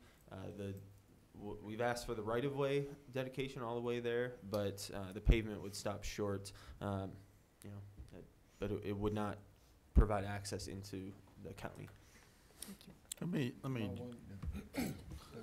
My one concern that I've heard a lot of too is on the northbound part, Upland, that stubs up there, there's only gonna be 4 homes up there, but those homes are only accessible through Upland. They're not accessible through the new entrance off of South Carruthers. So I think a lot of the citizens of Falcon Creek have concerns about construction traffic, because the only way they can get that's to a those point. back top 4 lots is through their Point. subdivision. Alderman Barnhill. well, let me put this as mildly as I can. If you do this and you involve Falcon Creek or any of those, they're gonna fill up the room, okay? So if you're looking to stub it, they're gonna fill up the room. If you stub it out or recommend that you stub it out or whatever, the entrances, so they need to come down to South Carruthers, and that's the way you get in and out of the property now. So you need to look at those. You make any recommendations that we won't, but politically, probably isn't going to fly, so. Okay, any other questions from the board? If not, I'm gonna recognize Mr. Horeca for 2 minutes. Come on up. Thank you so much. I appreciate you listening to me. My family, we're. Please sit down. Oh, thank you. And say who you are and for the record. Just so accustomed to standing when I speak. My name is Dan Horeca, and my family, we're 26-year residents of Cross Creek subdivision, and I've spent a lot of time with you the last couple of years in this room as we've worked through some of these challenges. My property is, Cross Creek is the white section, as you know. The bottom left corner is my property. That one.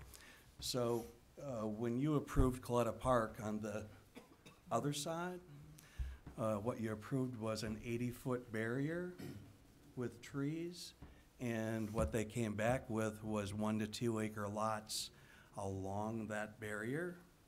And then on the other side of the road, they have all of the smaller lots as, to help with our 1 to 5 acre lots that we have.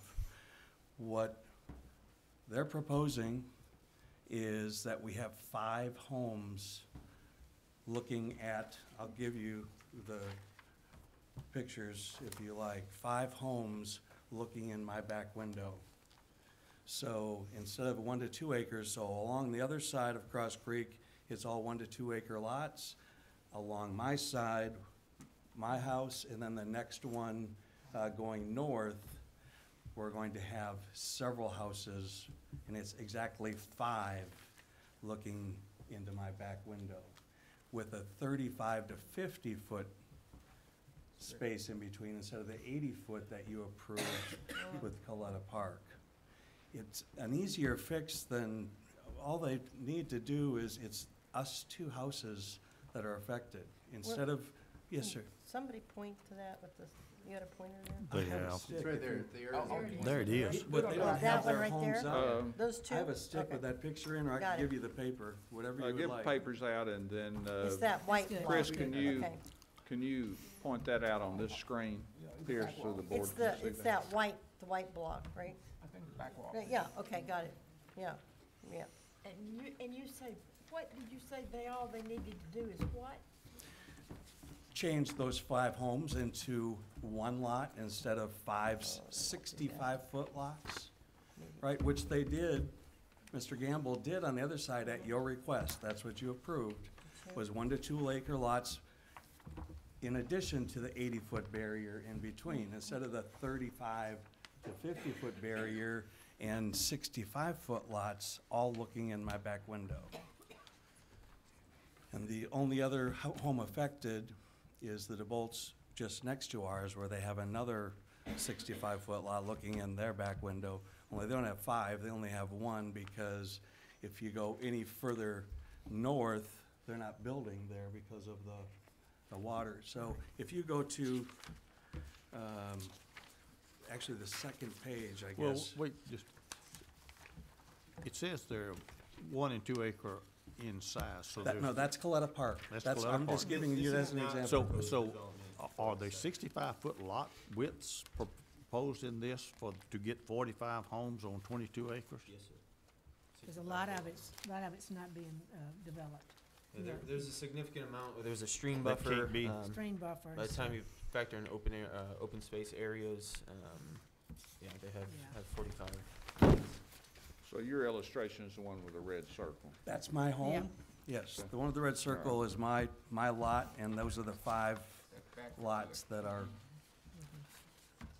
And that's a 35 feet separation. he I says think it's 50. required at 50 feet. There's a Class C buffer that's in the zoning ordinance that is for planned unit developments, and I think that's 50 feet. The architect And this told me is 35 last for week. 35. But this is formal open space as well, so there'll be a trail there. Somebody's property line wouldn't be abutting the Horeca's property line, so there'd be a little bit of distance in between. That's the 50 feet though, right? Yeah. So it's not even Trail. a barrier, it's actually a walkway for people. To walk Right. by, yeah. Have you talked to Greg? He's It's not, not Greg. he's not doing this. Tim, it's not Greg. Oh, he's not doing this. Greg had agreed to do it when they were doing the other property, but they didn't follow through on that side of it. And so, let's see, you guys, yeah. You do can you have come a- up, yeah, just sure, tell I'll us do who it you quick. are. Yeah, be great. Are you the designer? You may want to hear this. You hear the message, what's the answer? Is it 50 feet or 35? 50 feet. And that's including the walkway? 50 feet and does include the trail, yes. And who are you? I'm Michael Dewey with Dewey Engineering. Michael who? Dewey, Dewey Engineering. yes. Did you hear his comment? Yes, so we've worked with staff on this project for about a year now, a little bit over a year, to try and figure out the best design for this, to improve upon what was originally designed with Coletta Park. And, we've worked with it to work with the design to better work with the topography. The site's got some topography challenges. And so we've designed the site to, be curvilinear. Did so you hear what he said?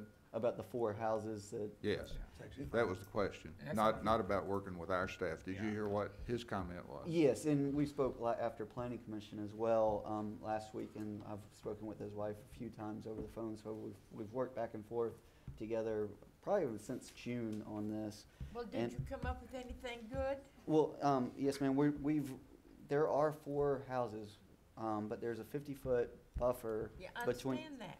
Yes. But we don't like those, he didn't like those 4 houses. Well, don't say we. Well, I haven't heard the whole He, I mean, proposal. he. It's okay. Okay.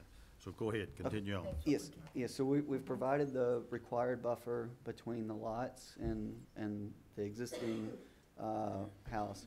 There's also, instead of the house that's on the one lot, that's lot 21, I don't know if you guys have the plan in front of you, but that's across the street.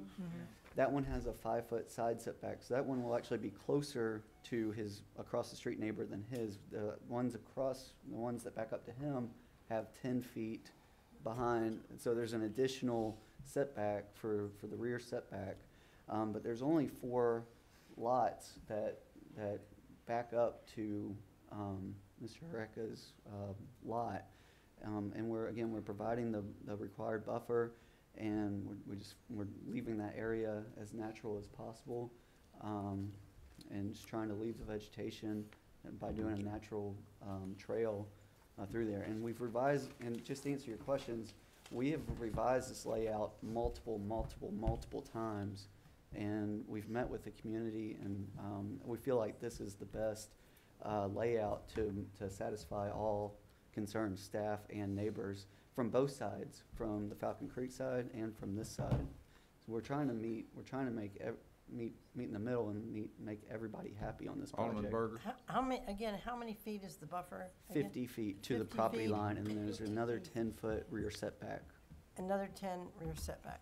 And there will be additional trees added here? Additional evergreens and things? or Yeah, what? there is, we're trying to leave that area as natural as possible, but there will be additional plantings as Required. as required, yes. Yep. What's the topo there? The topography is, it falls down into, there's a stream, I don't know if you have the plan in front of you, but there is a stream that is north of Biltmore Court.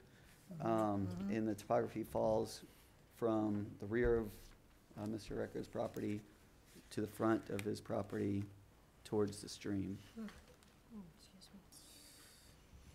the flooding So issue, it's going to no go, flooding- No flooding issue with your lot as of today? no, You are, yeah. excuse me, just to say, I meant, what about the lots 20, 22, 23, 24, 25? Are they higher than? They will be lower, They will be lower?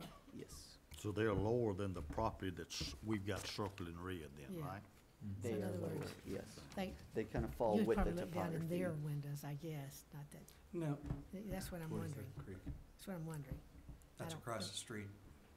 It's across our street and down is where that one is. So the street is, if you're looking at it, it's on the right side of our property. So it's my windows are looking in these 4 lots, these 4 homes that will be like right there in my property. That's where they're gonna be. Well, see, that's what I was wondering about. which Well, one's that's up, higher. that's not down. That's up, But right? that's where, yeah, actually, this side, he's talking about across the road. He's not talking about right next to my property. Right next to my property, that's flat. It's not gonna be down at all. The up-down is toward the street. I got This you. is flat here, so these 4 are gonna look right in our windows. All 4, and we'll be the only house in Cross Creek who's had to deal with this, because you didn't approve that on the other side, right in Coletta Park. You didn't approve, they had come in initially with this kind of plan where they had all these little lots along the way, and what you approved was a larger barrier, and along that roadway, it's 1 to 2 acre lots, just like we have in Cross Creek. So that whole other side is all 1 to 2 acre lots along that side of the road. What I'm saying is you don't have to do a whole street of them here, it's just to take care of 2 homes, right? My Okay, we're home and gonna, across the street. Tonight, item 7, I don't know what item it is on the, it's on the consent agenda, and item 8 is not on the voting session. So it'd be, 8 is on for first reading? Or 7 is on for first reading. Right. And it sets up the public So hearing we've got some on time January 8th. to see if they can't come For up with a second reading. solution. It's Any 3 other votes, questions? Except for the development plan, 1 vote which would come next time. January 8th.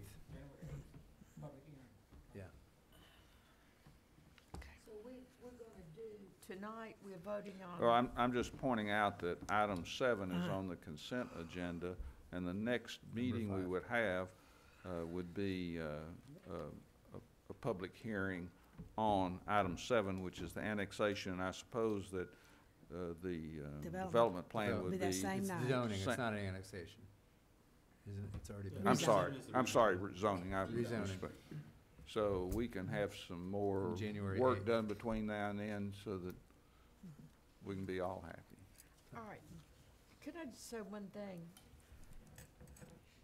What would make me happy to get my vote is for you to get rid of 2 or 3 of these lots or these houses, because you can do that, because I know developers want to crowd in as much as they can. Of course you do. That's the way you make a living. And so I'm asking you, for me, maybe not for anybody else, to see what you can do about getting rid of a couple of these lots that back up to this man. Yes, ma'am. We will take a look at that, and I just want to let you know that we did start out with many more lots than 45, so we've already reduced. We were over 50 lots when we first came to staff. We hear you, but I understand. that's not what we're talking about. I understand. So I we're just ready to wanna move on to Yeah. item 9. Thank you. You're Thank you. welcome. Thanks. Consideration ordinance 2018-58 to be entitled an ordinance to rescind ordinance 2018-45 and to rezone .22 acres from R6 district to office residential for the property located north of Folk Street and east of Cummings Street. Thank you, Mr. Mayor. The Envision Franklin Land Use Plan supports the rezoning request as the property sits within the office residential design concept, which allows for a transition from the commercial uses located across the street to the residential uses along Evans. Future development will require a residential building form to conform with the office residential design concept. Both staff and the planning commission unanimously recommended the rezoning favorably. Alderman Martin. There's a church, yes, ma'am. All right, I'm very familiar with this property, and I've been up there several times to look at it, and I really think that in this particular place, that OR is the best for it. Because it is, I mean, it's gotta be a house, right? It has to have a residential form, so the Yeah. appearance of a house. Residential form, Mhm. yes, and it is a deterrent to commercial, so, and the mess across, the mess Mhm. across the street, you know, is a mess. So, I would There's a certainly brand new support house this. next door. Right next door on Folks. Yeah. I was talking No, about this the is the, church this over is on- the empty house. Yes, ma'am, but, okay, so on one side of it is the church, right behind it, if you will. That's Yeah, right. oh, behind Is it. a It's brand new home. That's correct. Two-story, I agree. yes. No, That it's functions as neat. a VRBO, I believe. Okay, any other questions? Ready to move on? Item 10 is a resolution to amend Resolution 2018-61 to extend the grace period for mobile food vendors to operate temporarily on private property through June 30th of 2019, or until the City of Franklin Board of Mayor and Aldermen have adopted a comprehensive mobile food vending. Yeah. Everybody's good? Good comments, Vernon. Item 11, consideration of ordinance 2018-57, ordinance to amend Title II, Chapter 5 of the Franklin Municipal Code pertaining to Battlefield Preservation Commission in order to amend the name, purpose, and membership structure of the commission. All we need to know is what's the name? The name proposed is Franklin Civil War Historical Commission. Is what? Franklin Civil War Historical Commission. Thanks. The members have recommended that based on its purpose and priorities and have recommended it unanimously to the board for consideration. And this is consistent with the work the commission did and presented to you Right. probably a month or Yeah. so ago. Yeah. Thank you. Item 12, discussion concerning thank you, Amanda, concerning the Second Avenue parking garage. So this is an item we'd had some discussion with the Capital Investment Committee on probably two months ago or so, and made some modifications based on that feedback. Our goal is to simplify how we sign and use parking spaces in the Second Avenue garage. We do use spaces both there and the surface lot around City Hall to house city-owned vehicles. And so we made some modifications based on feedback we got at that meeting, and we'll have Paul kind of walk through that with you and take any other questions or feedback you have on that approach.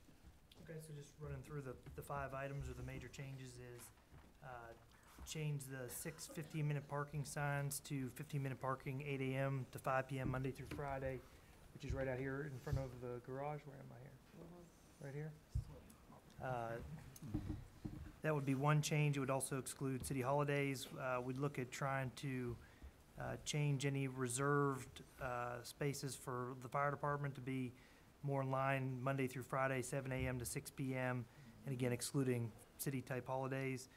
We'd also look to move all the vehicles to the top of the Second Avenue garage, which really improves the accuracy of the parking counts, keeps the Church Street parking lot available on weekends, which was one of the concerns that came from the churches. We also looking at ADA. This Pull-Tight Theater really needs to have at least one van ADA accessible space, so we'd lose one space there just to bring that into ADA compliance. And then looking at asking department heads to voluntarily give up a lot of their reserve spaces, and any, again, reserve spaces would be strictly to Monday through Friday, 7 a.m. to 6 p.m., again, excluding city holidays. And really one of the goals, and we talking a lot with the downtown parking organization, there was a lot of criticism of a lot of those spots being reserved 24 hours a day, 7 days a week. Can you explain that again? When you said give up voluntary remove, are you just talking about the weekends, or what are you talking about? The department heads who have reserved parking right now, a lot of it's reserved 24 hours. It's not 7 days a week? Yeah, it's not really needed to be reserved 7 days a week. It often sits empty on weekends, or So you're not talking about people weekdays? just violate it. Yeah, Okay. correct. Well, Okay, all right, well, what about, though, there's one parking place for the Board of Mayor and Aldermen, and we have meetings for it. like tonight, where, you know, that is a problem, and most certainly, we have city meetings in the afternoon, and, I mean, you know, Thursday, there's a CIC committee meeting and the Budget Committee meeting, too, and a lot of times, the Budget Committee meets more than 2 hours. So, I mean, you know, there needs to be some kind of arrangement for, you know, us to be able to park here, period. I mean, I certainly don't want to park somewhere else, and I don't even want to park to the top of the Maybe a sticker or something, or a little cone, a little cone. Well, actually, no, let me tell you what, that's really funny, because I had a situation where. Little cone's not funny. No, what? Put in your windshield. No, some people put in your windshield. Okay, you made your point Please- that we please need to do make it. so Just look at Let's Paul, think about Paul's that. got that in his mind now. Yeah. So continue on, Paul. that really That's it. concludes the presentation, Mayor. We're just seeking feedback at this point. So part of what we have now is we have these scattered reserved signs Sure, for city vehicles. We'd put them all in one I place. love that. I And thought it'll that make was- it that was simpler for helpful. people as they come in the garage. It'll actually help the counting system work a little better, because it makes some assumptions about the use of city spaces, so it'll be a little more accurate that way, and how we use the cameras. And we just want to make it simpler and free up as many spaces as we realistically can for people to use in the parking garage on Second Avenue. Alderman Bland. Just briefly, I do want to agree with what Ann says. I mean, I will admit, I illegally park every time I come here in the 15-minute I do parking, too. because At I night. know that At it's the night. end of the day. If you park in the evening, that's fine. I understand that, Right. but I'm thinking, as things begin to be built out, the Public Square building right next door, the Harpeth Square building, which will have its own garage, Good point, but still. we're gonna really be struggling to maybe, in some cases, leave a day job to get here for a 4 o'clock meeting and have nowhere to park, and then play the game of circling around the world. I know it sounds like a lot for 8, but I don't know. I think that because we're coming here, we need to be able to park and get in and get out. And for the daytime employees, they're arriving early enough that they can find a spot and then leave when it's appropriate. We have that backward schedule. We're not getting here at 7 to 9 a.m. We're getting here at 4 to 6, p.m. for a meeting, and struggling. We don't want to struggle to find a place to park. So, that's all I have to say. And I had down here, you know, whenever they have neighborhood meetings, sometimes they start at 5 o'clock or later, and they want to be able to find a place to come in you know, I mean, to be able to park here whenever they're coming to a meeting where they have comments. We're generally not seeing a deficiency of parking at 5 o'clock in that parking garage. You're usually seeing somewhere north of 100 spaces available at 5 o'clock. Now, earlier in the afternoon, you're running problems, but you're generally not seeing that problem in Second Avenue at around 5 o'clock. I was actually thinking about, because there's so many neighborhood meetings in the, you know, in the training room. Right, And that those space. things do get full. Right, They those get do. full back there. Public Square is fixing to open. That's a That's gonna point. change That's a very everything. good So if we point. set something in Very good stone and that flips like that, I think we're gonna regret. So I think Well, we and need- we're increasing the number of available spaces in what You we're can doing. always give them away, you can never take them back. That's right. That's right.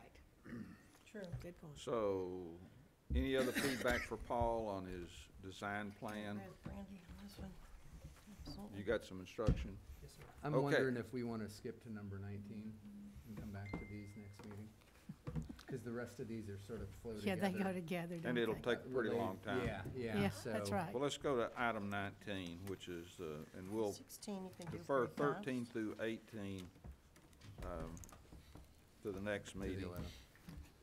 So this is discussion regarding the development process for property owned by the city of Franklin located at 405 Fifth Avenue, also known as the Hill property. So we wanted to get some guidance from you in terms of broader process. You all have weighed in as we looked at the Hill and talked about changing the land use plan to reflect some opportunities for residential development on the Hill. But would like to walk through for you how we might structure that, so that we think about that up front, and get your feedback on how you might want to have that process work. I'll let Vernon go through the specifics of that, and we're glad to answer any questions or talk further about that. Thank you, Eric, and good evening. What we're asking is for some guidance on one or two options. And the first option that staff is recommending is for us to put out a request for qualifications for a consultant to assist us with preparing a development plan only, and marshaling that through the approval process, the Planning Commission, Board of Mayor and Aldermen, neighborhood meeting, and along with the rezoning to entitle the property.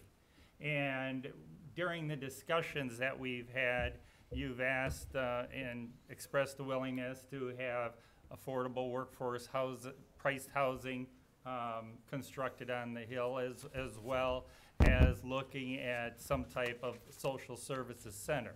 We would ask the consultant to come back with two options based on the discussions and the renditions that Tuck Hinton had done for us.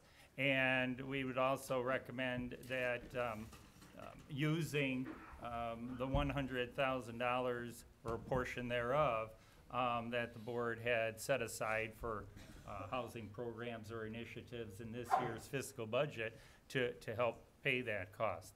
The other option would be to put out a request for qualifications or proposals to receive proposals for somebody to do the whole project from start to finish, which means from development plan, getting the property entitled, through site plan and development of the property and occupancy. We believe that getting the property entitled, rezoned, would allow us time to come back to you with other options for how we proceed with actually getting constructed what you approve in a development plan. And that would be more efficient to ensure the affordability of those units that would eventually be constructed. I've got Alderman Blunt and then Alderman Peterson. So I'm hearing you say you prefer Plan B for us, is that, no? No. Plan A, just The first doing approach. the development plan at this time. Okay, so that $100,000 that is budgeted, what was that? Who is going to lose that money? Is it allocated for things like CBGB and all that? It was a generic amount of $100,000 put in to assist with affordable housing initiatives. We Okay, just so put it in there. it's really makes at- sense for it was to at be your used. discretion. It helps fit with that. Okay. And so it's not really taking it from anywhere. It's just something we had identified for any opportunity that might pop up. Not sure what that Understand. might look like. Thank you. Alderman Peterson. Well, it sounds like the city's gonna develop the property. Yeah, that's what it's. Well, I mean, that's just what it sounded like to Not me. necessarily. No, I Th- understand. what No, this would wait, do wait, is not would pr- necessarily. Under what circumstance would the city develop the property? Is my That is an question. option you could explore, but that's not what we're recommending at this point. What we're saying with this, and having experienced 2 previous requests for proposal situations, you got all sorts of different ideas. If you have a more specific idea of what you want to get done on this property, a mixed-use residential neighborhood, there might be merit to developing it and entitling it in the way you envision, and then have people respond to that plan, as opposed to leaving it wide open and get a wide variety of proposals that might have nothing to do with your desire to have affordable or workforce housing could narrow on that that. site. You could narrow So it. it's just a way to put a more specific focus on what you want that property to look like. It requires some investment, but that also might reduce some costs for someone coming in to develop it, because you're helping get that entitlement up front on behalf of whoever you select. So that, it's a way to put more of a focus on it, and for you to really control it a little more and say, this is what we want to have come out of this development. Well, my follow-up question is then, are we gonna give them the land? That's gonna be a decision the board will have to make. We have to lease, we can't, never, we can't give anything. and if, Go could I ahead, help and to then I'll that, recognize please? Alderman Berger after that. Those questions and many others are why getting the property entitled would be the first step, because a development plan and rezoning the property will take 5 to 6 to 7 months to complete and marshal through the process. Giving staff an opportunity to engage you further with just some of those questions you asked. Because if we put out a complete request for proposals, we're gonna have to think through how we draft that RFQ to answer those questions even before we advertise it. This way, because design is so important to this property, you've all expressed that during the conversations, that we can own that, as Eric mentioned, have the property entitled, and then work over the next several months to engage you with responding and answering some of those questions that will lead us to who will develop that property and actually put in the infrastructure and build the units. Alderman Berger. I still can't figure out why we want to spend $100,000 to do this. We're paying for someone else's cost that they should be paying to do this. And if we're worried about them coming in with 10 different, things from A to Z, we could narrow that down. We certainly can narrow that down and have a small window and saying, we want to see a mixed use, we want more affordable housing, whatever, and have that narrowed so they don't come in with a plan A to Z, and then we all go, oh, what do we do with all this? So why don't we do that and not spend $100,000 to do the work that people should be doing in the first place? Or we could put as whoever ends up bidding, if we were to design it, then put it out for a bid for a developer, we could make that a contingency that they have to reimburse us the $100,000. Now, that's a thought. And Or at least part of it, not all of it. Who's next? No, I I don't know how that think my would thought be. was around that same thing, I don't know Mayor, if that you you do just that. mentioned, is that once we get it, the way it's developed, get a plan, then have a local developer may come in and say, I can do a really nice project up here, but I will need this kind of assistance, and maybe that's where part of the 100,000 could come if we're trying to keep it in a range. Or like the mayor just mentioned, that we be reimbursed that after the sale. Or So some that- portion. yeah. Yeah. Alderman Barnhill. Which is unusual for me. I could be fairly flexible on this, but I do agree with Alderman Berger on this. I don't have a problem in seeing 10 or 12 different plans from somebody. I mean, that's, and I can narrow it down to one, I can pick out two, whatever it is. But to go through the $100,000 planning process on our part and then try to, squeeze that out of the development, whichever one we select, is just, it seems like it's more steps than we need to take on that, so. Eric referred to whenever we requested proposals before, and he didn't really highlight, I think he mentioned that there was all over the board, Right, whenever, and you you'd all- have to narrow the scope Yeah, pretty severely. Okay. you all weren't exposed to all that, but when we did 5 Points and when we did the 53 acres out by Mac Hatcher Yeah, that came out. and Spencer Creek, I got stuff from all over. We got hotel we had people looking at all sorts of things. And, that's okay. We can narrow. But what our sense was in working with you all, when we talked about the Hill, there was a fairly specific vision you had in mind. So if you want to achieve that, there is a way to more clearly articulate that. You may be able to do that through the requirement itself, but I don't know. The best way the reason we brought this forward is the best way for you to do that is to say, this is what we want. And this is how we envision it, and we've entitled it at this level. That is a way to be very clear about what you're looking to get out of it. For, there's a little bit of investment, maybe there's a way to get some or all of it back, but the concept is to be more specific and to get the entitlement up front. We may have 8 different things up here that we want. So, I don't know. We'll bring it back and discuss I it a little think bit we more. should Alderman narrow it McClendon, down we're gonna let you what be we the last want comment, and then we'll bring it back. I think we should spend the money to put a little more detail on our vision before we ask people to take it from there.